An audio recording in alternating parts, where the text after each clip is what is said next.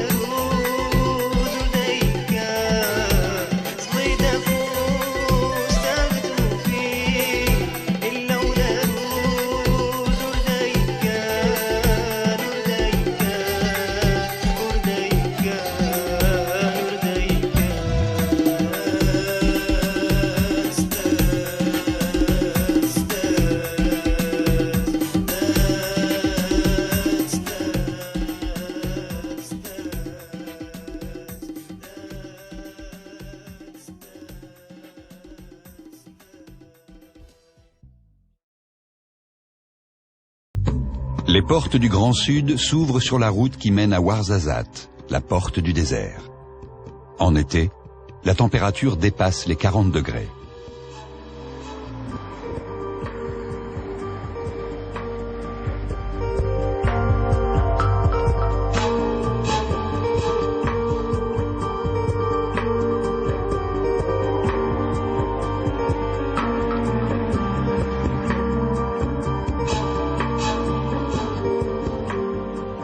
La palmeraie de Boulman, au débouché du Dadès, est moins fournie. Elle souffre du bayou, le champignon destructeur. À Skoura, la Kasbah d'Armedili est impressionnante par sa taille et remarquable par sa décoration. Elle a été bâtie par le maître du Coran du Glaoui et est toujours habitée de temps à autre par son propriétaire.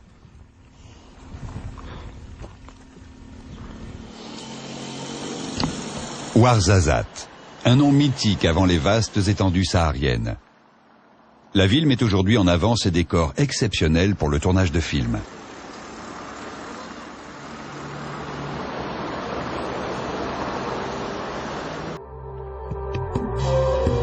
À Aïd Benadou, le nouveau village est installé de l'autre côté de l'Oued, que l'on traverse à sec pour se rendre vers le Ksar, où demeurent encore quelques familles.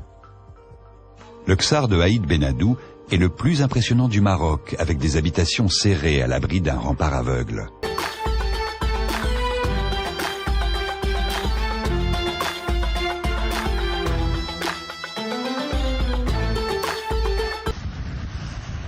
Marrakech est devenue une étape incontournable sur les routes du Sud, avec ses splendides remparts qui font face à l'Atlas. La Ménara est une oasis recherchée. Ce bassin monumental a été créé au XIIe siècle pour irriguer les nombreux jardins des palais. Bordé d'une immense oliveraie de 90 hectares, c'est un parc recherché pour son calme et sa fraîcheur. Les remparts de l'Agdal et la Ménara ont d'ailleurs été intégrés au domaine royal qui en assure l'entretien. Le célèbre minaret de la Koutoubia est considéré comme un pur joyau de l'architecture hispano-mauresque.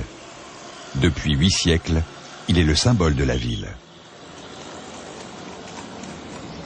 Chaque face offre un décor différent, s'étirant le long des 70 mètres de l'édifice dominant la ville.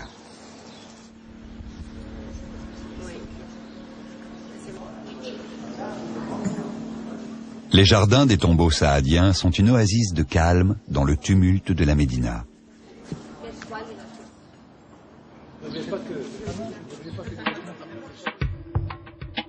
Découverts et restaurés en 1917, ils étaient protégés des regards d'une épaisse muraille.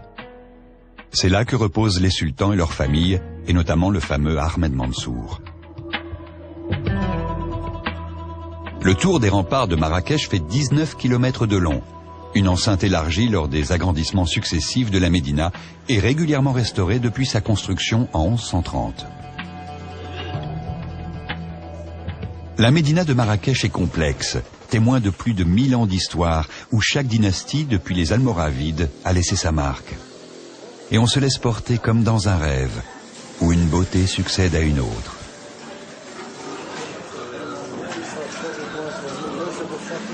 La Médina comporte aussi plusieurs mosquées, comme la mosquée El Mouassine, qui date du XIIe siècle.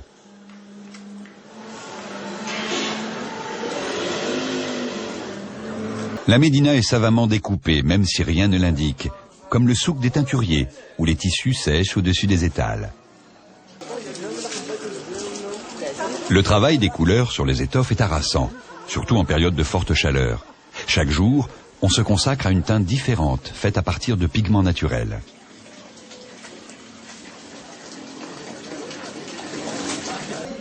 Le quartier des tanneurs est un peu à l'écart, mais les cuirs sont travaillés et transformés de manière remarquable. Au milieu des échoppes de babouches, des silhouettes se glissent pour se rendre par des portes discrètes aux différentes mosquées de la Médina. La Médina recèle d'endroits étonnants. Les riads, ces riches demeures qui, restaurées et adaptées à la mode occidentale, deviennent de luxueuses résidences. Véritables havres de paix, ils sont de plus en plus recherchés des touristes, mais aussi des célébrités qui rêvent de s'inventer une vie princière. La restauration de ces demeures est devenue une activité florissante. Il suffit de promener son regard sur les toits pour deviner des terrasses ou des lieux originaux, comme dans un tout autre style, ce fondouk transformé en un atelier d'artisanat.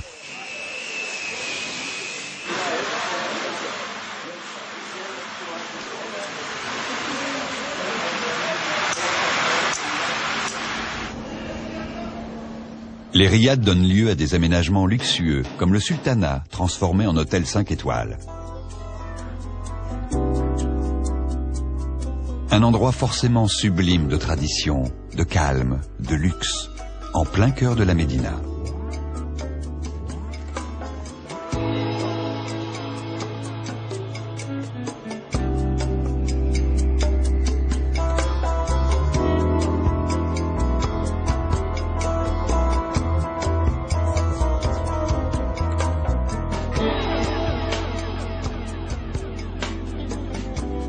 Sur la terrasse, très vite, les bruits de la rue rappellent que nous sommes dans la Médina, avec ses échoppes bruyantes et animées. Lorsque l'on découvre Marrakech pour la première fois, la place Jemaa el-Fna constitue un vrai pôle d'attraction. D'abord, beaucoup de petites rues y conduisent. De plus, sur cette place incroyable, règne une atmosphère particulière. Ce lieu touristique attire aussi les Marocains qui aiment bien regarder et écouter conteurs et magiciens, ou suivre les performances de différents artistes, sans oublier les charmeurs de serpents.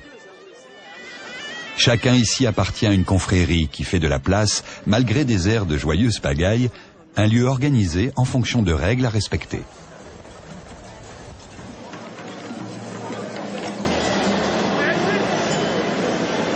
À la fin de la journée commencent les préparatifs du ftor, le premier repas qui rompt le jeûne pendant le ramadan.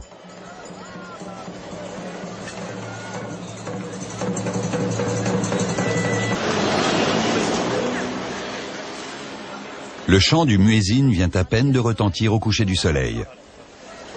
Les restaurants en plein air sont pris d'assaut. Les musulmans viennent prendre leur premier repas.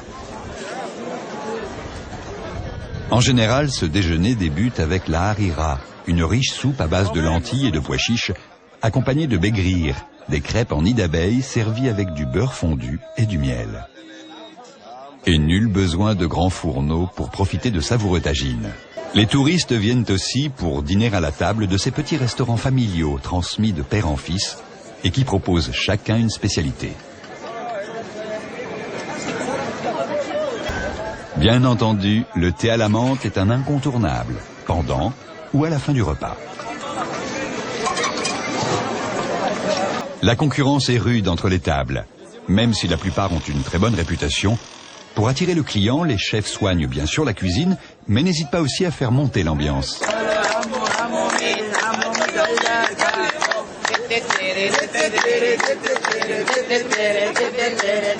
L'animation de la place ne s'estompera que tard dans la nuit.